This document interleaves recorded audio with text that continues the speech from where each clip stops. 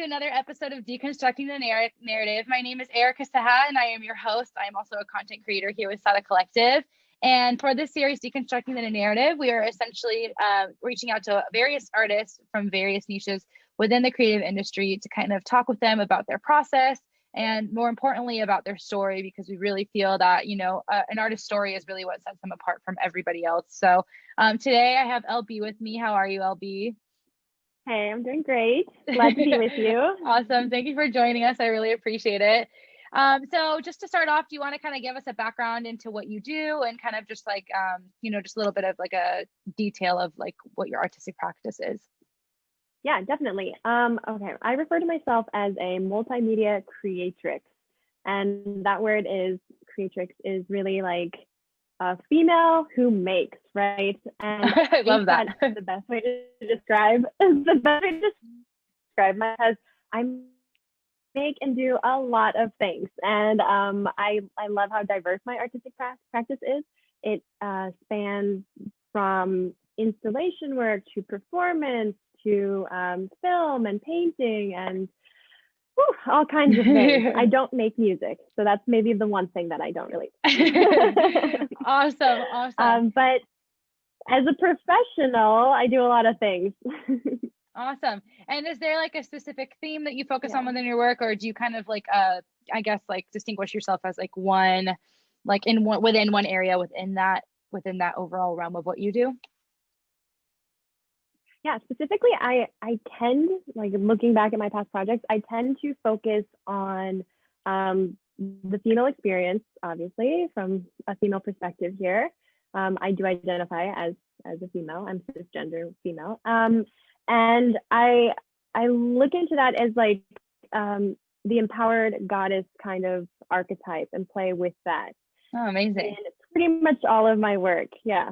That's awesome. And is there like a specific instance that kind of like inspired you to kind of focus in on that theme within your work? I don't think so. I think it's kind of just been this thing that like I use art to kind of wrestle with my own issues within my life. Like I kind of use it as a form of both therapy and like a tool for me to learn about how to like live as a human. And I've found when looking back at my pieces, it's almost like every single thing has to deal with like this struggle, whether it's like wrestling with female sexuality or wrestling with like the need to empower other women. There's a lot that always comes back to my experience as a woman. Even the materials I use, I frequently use like handicraft kind of materials if I'm making any kind of sculpture. So lots of needlework and fabrics and things like that. So that's awesome. And about how long have you been like working in this realm of creativity? And I also kind of wanted to touch on if you have a background of like I guess like any other artistic craft that kind of inspired you to kind of move over to doing what you're doing today, just kind of like the evolution of you, I guess. Ooh, yes. Okay. All right. Sit back. This is going to be a long story. Oh, good. All in for it. Love it. So I have been doing art since I can remember. My mom was an artist, and I grew up basically in different studios. Specifically, I grew up in a like clay studio that was owned by one of her friends. So I'd always be sitting there like playing around with clay. I was like the weird kid that, I mean, at the time it felt like the weird kid, right? But I know that was the cool kid. Yeah. Who was like sitting around like painting rocks and doing all kinds of things. I've always done art. I never really prioritized it. But I've always done it. So throughout high school, I was in honors art programs. And then finally, when I came to college, I was like, you know what?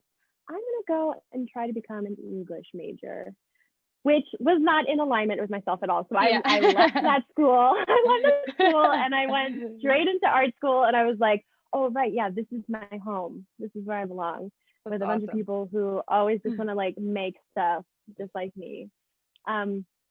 So then I went to art school. I went to Pratt Institute, which I feel was like the perfect fit. It was a great place to be, like the Wild West of art kid stuff. There's no sports teams or anything. So yeah, it's all artists. Yeah, I know, because I also went to art school at Parsons in New York, so I know the vibe. Yeah, exactly. yeah, it's such a different like experience, college experience, and it's so amazing to just be around creatives always. Like you said, there's no sports, there's no nothing. It's just literally like creating constantly 100% of the time, which is awesome. And it's such a great just place to be, to like feel inspired, and all of your colleagues are so like amazing as well. So it's just so great to work with so many different people. And yeah, so that's awesome. Yeah. Yes, so you totally get it. That's totally I can't even imagine what, like, I have no idea what it's like for anyone else at college, but I can tell you, like, I can tell that ours was definitely not normal. Yeah, definitely. Definitely a different experience. So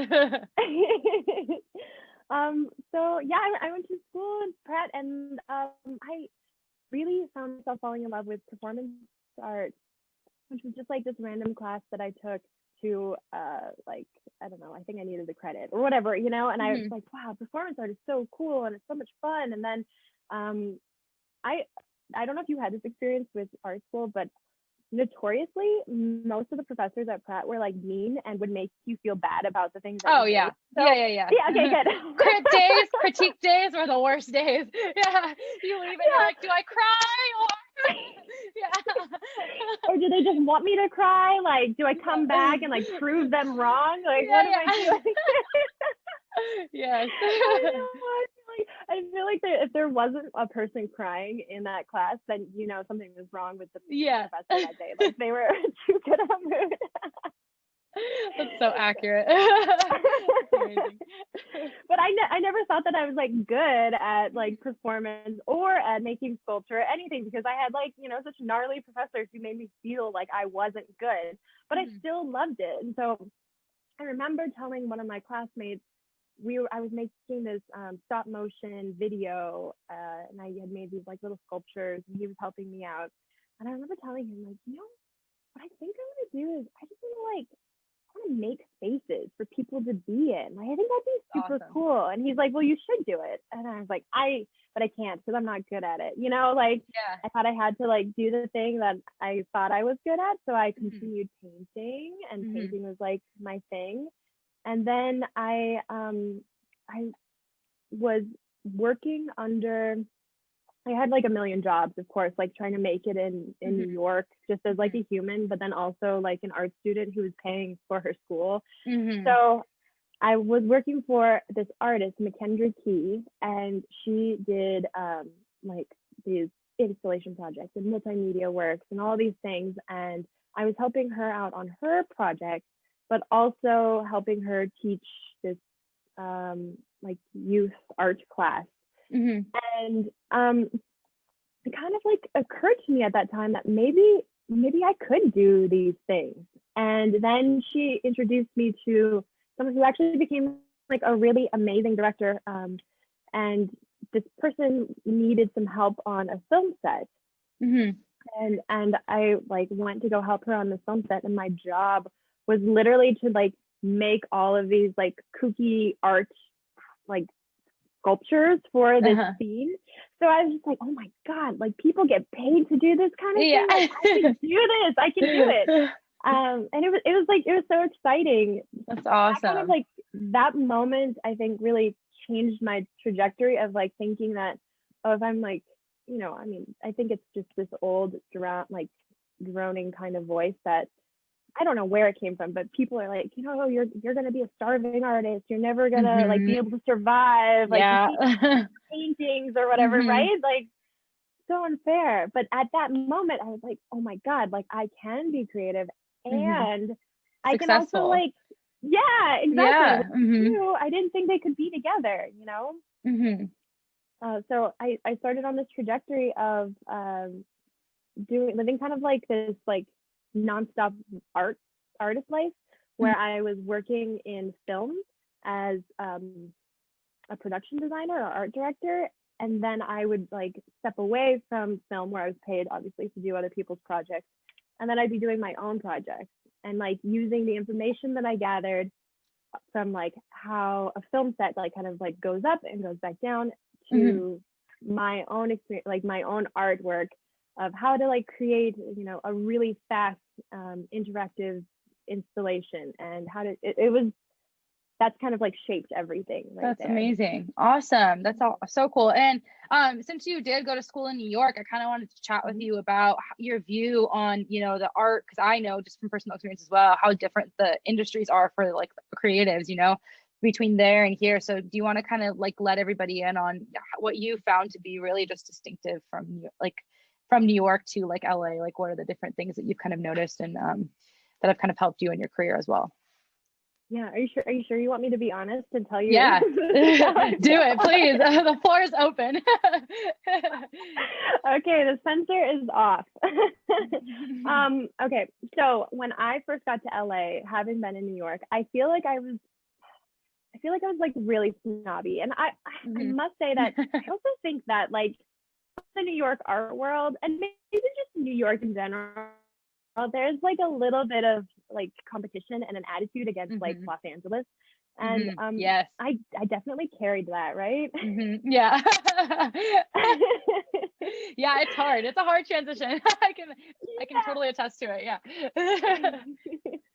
So in New York, I think that everybody just, and this is like I'm gonna make some sweeping generalizations, but in New York, I feel like what I learned and what I witnessed was that everybody was working like all the time, 24/7. Like you could be a successful artist, but you also run like an IT company, and then at the same time you're also, you know, there's like they're doing something all the time. And then in contrast, in Los Angeles, it was like people prioritize like a little bit more rest.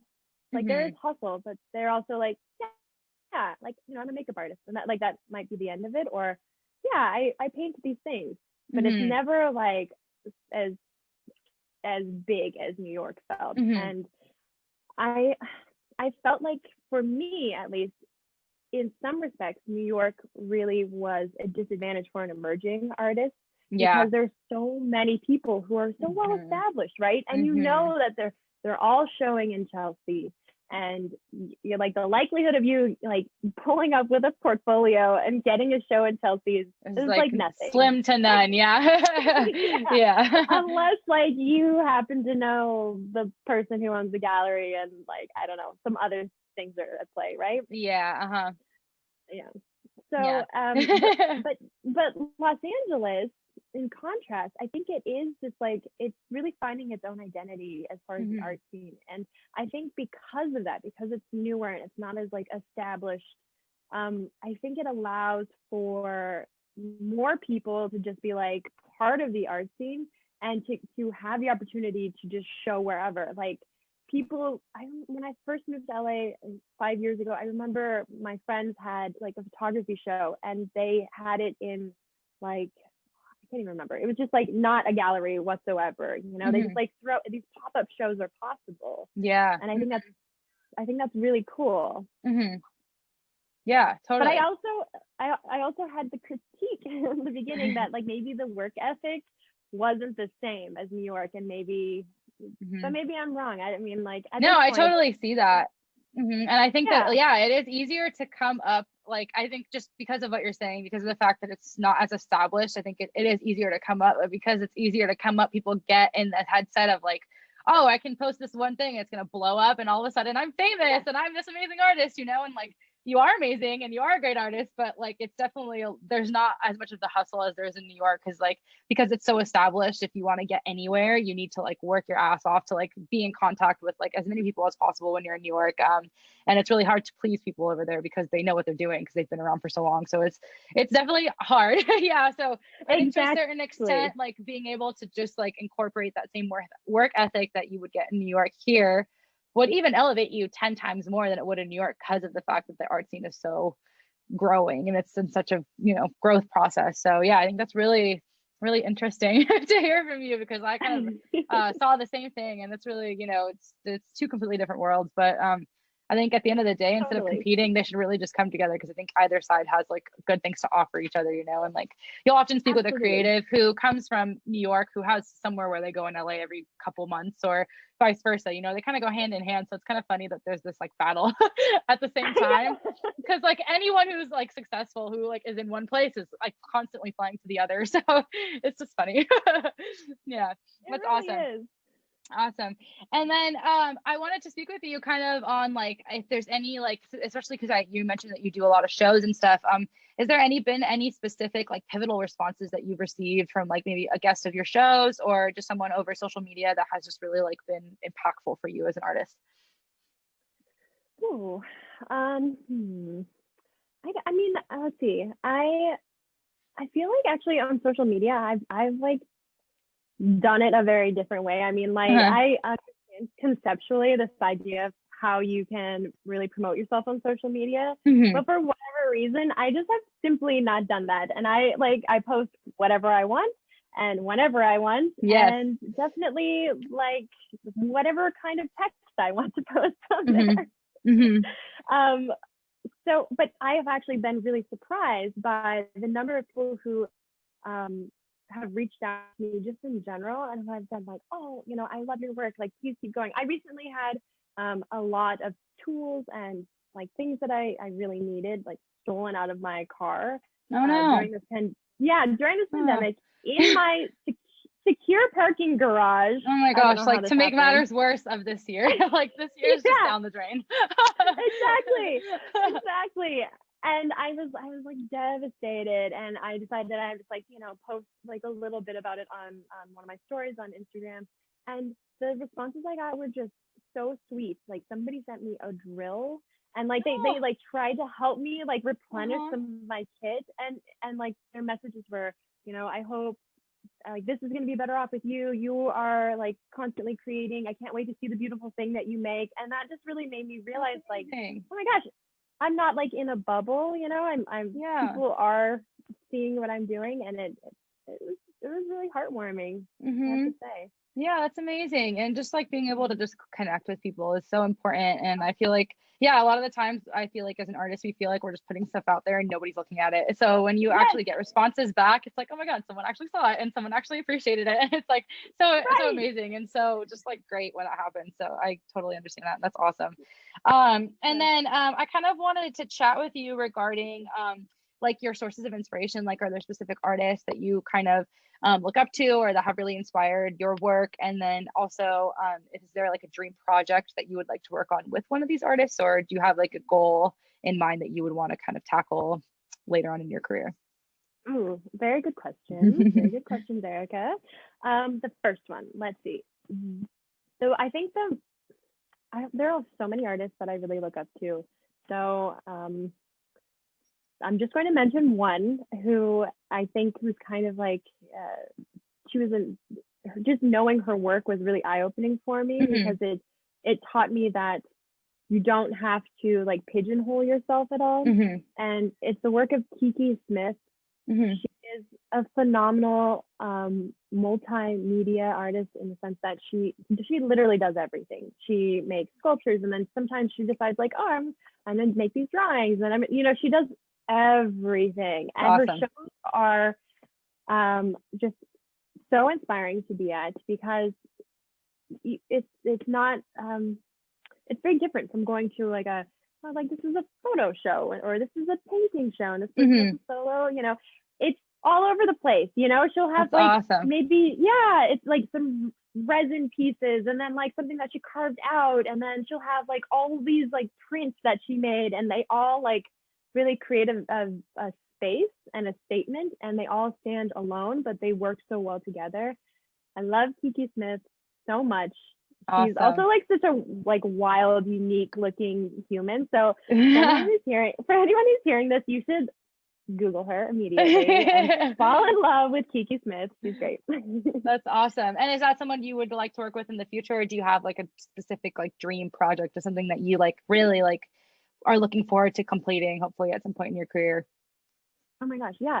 if Kiki's listening right now, I would love to work with her. That would be incredible. I feel like I'd be like bowing at her feet though, and it would be like I don't get starstruck by like celebrities really, but it's like art celebrities. Sometimes I'm just like, oh my gosh, you made it's like 10 times more exciting. Yeah. Totally 100%. Is. Yeah, that's awesome. And then I kind of wanted to chat with you. It's something that I've been chatting with all of my guests about that I feel like is really important to talk about, just because I think it's kind of like not a good idea to ignore what's going on in the world right now. And I really want to kind of get a gauge, especially as an artist, on how this time with COVID and everything has kind of impacted the way that you're working, because I really feel like, a big part of the creative process is the connection that you have with people and working with different people. And because we don't have, the luxury to do that anymore, I kind of have been chatting with everybody to kind of see how you guys have been navigating throughout this time, and kind of just if you guys can lend a couple tips or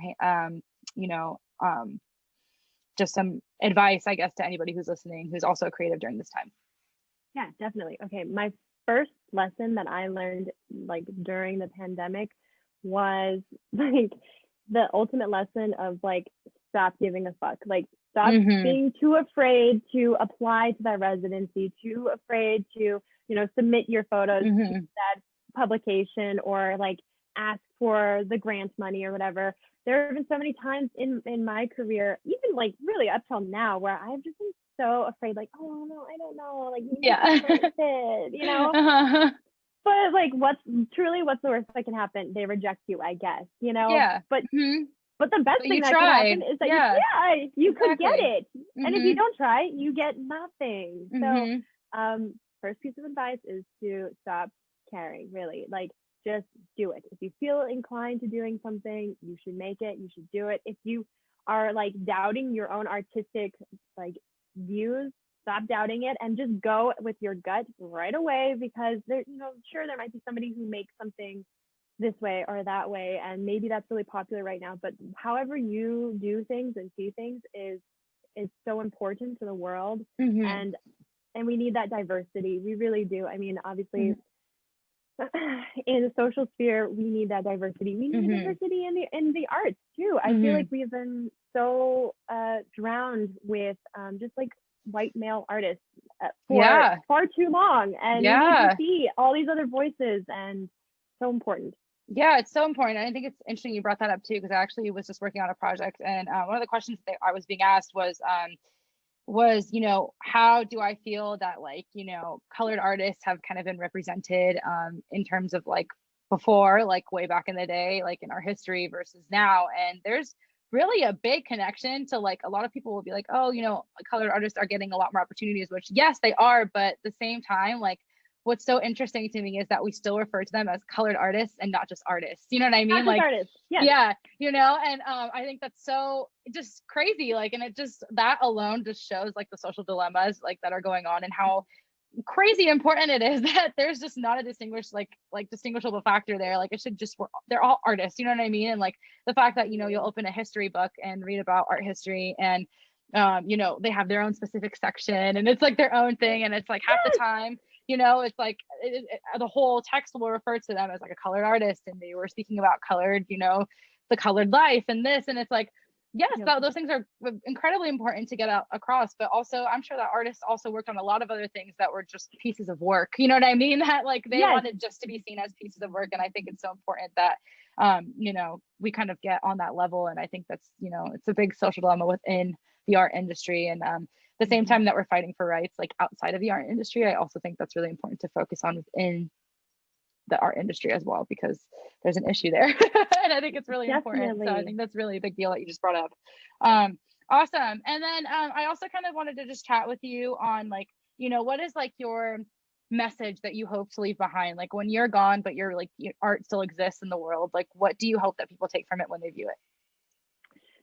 I thought about this a lot, actually.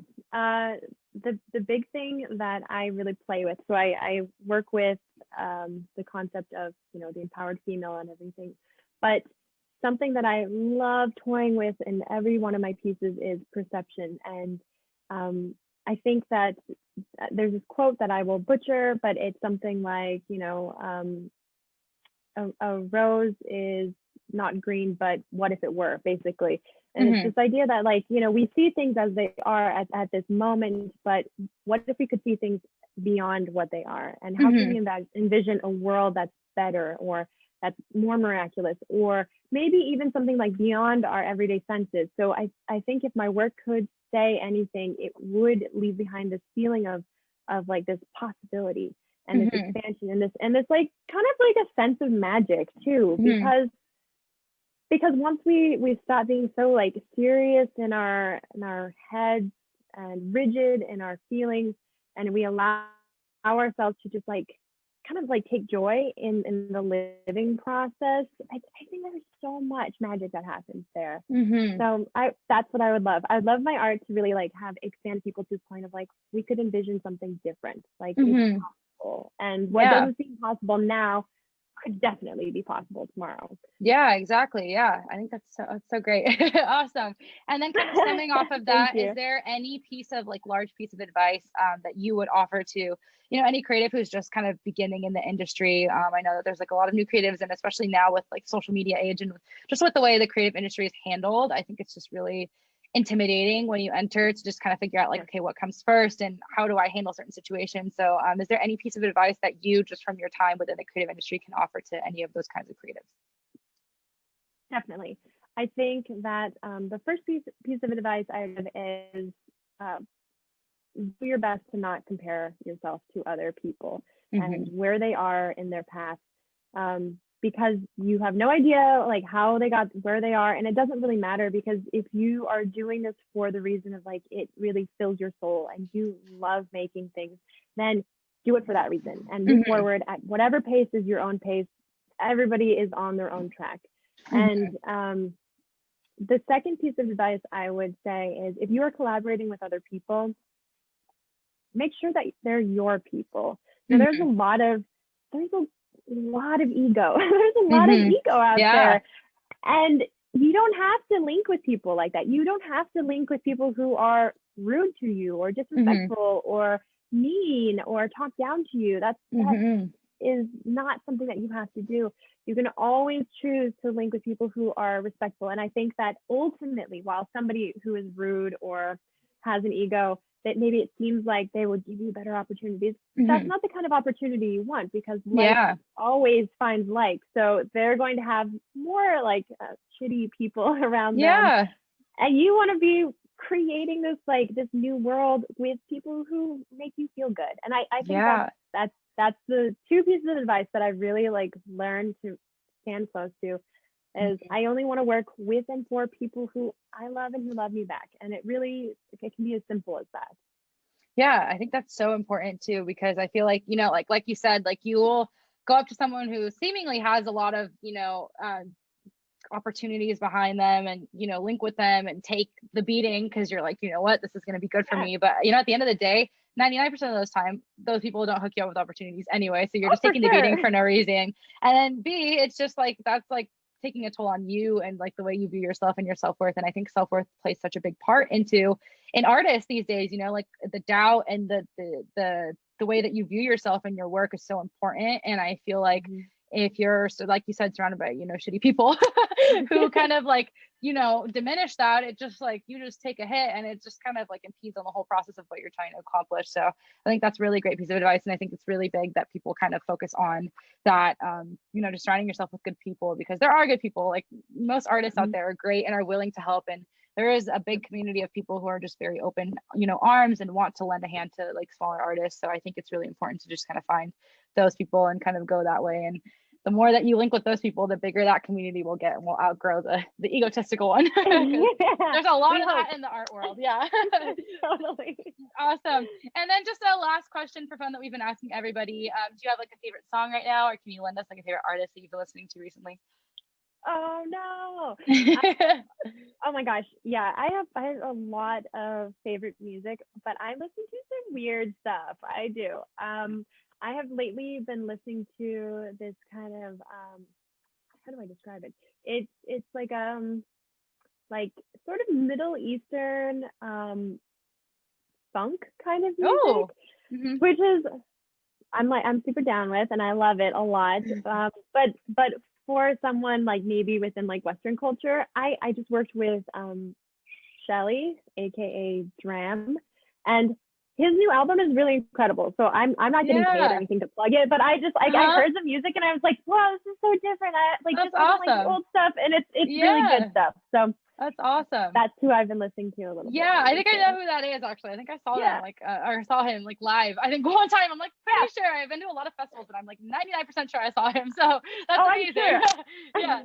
yeah. His voice is unbelievable. Like literally crazy. Definitely. Yeah. Oh, and Moses, of course. I'm gonna throw out Moses because Moses is like, I don't know if you've ever like if there's ever a moment when somebody wants to feel like icy and frozen in space when listening to a song, but I highly recommend Moses for that kind of like vibe where you're just like stuck in your tracks like, oh my gosh, I don't know what's happening, but his voice is doing things to me. That's amazing. I'm gonna have to go listen to that. Wow.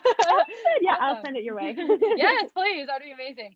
Well, awesome. Thank you, LB, so much. It's been so fun talking to you. And I know that you have a lot of really great advice, and it's been really great to kind of chat with you, especially since you've kind of had that experience of being in two kind of creative industries and kind of the way that you've meshed them together. I think it's really great, you know, for other people to like listen in on that and kind of understand what's going on. Cause it's really, I think it's really important to sometimes take yourself out of like a space. And I think LA is very, it engulfs you as an artist, but there's so much more out there. And to kind of be able to experience two different creative industries is really important. And I think your advice is just going to be so great for anyone listening who's kind of been stuck in that LA bubble, you know, to kind of see what's out there and, you know, expand their wings. So thank you so much for joining us.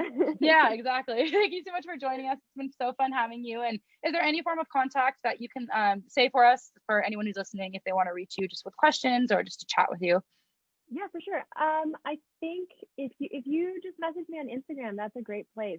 My Instagram handle is at LB Minnich, MINNIC, like cat H. And that's a great place to just reach out. I am whenever I get these, you know, messages in my DMs from people that I'm not following or friends with, I always take a moment to respond, answer questions, beautiful. Try to like help people out. Like I think that's the most amazing part about being a creative is that you can have that connection with community and it builds. So. Yeah, and it's so important because, like I said earlier, you know, there's people out there who just really need that connection and just really need to be able to come and talk to someone and get advice. So I think you're a great person for that. So if anybody's listening, I would definitely reach out to LB if you have any questions about the creative community. She seems to have a really great head on her shoulders, so I would go chat with her if you have any questions.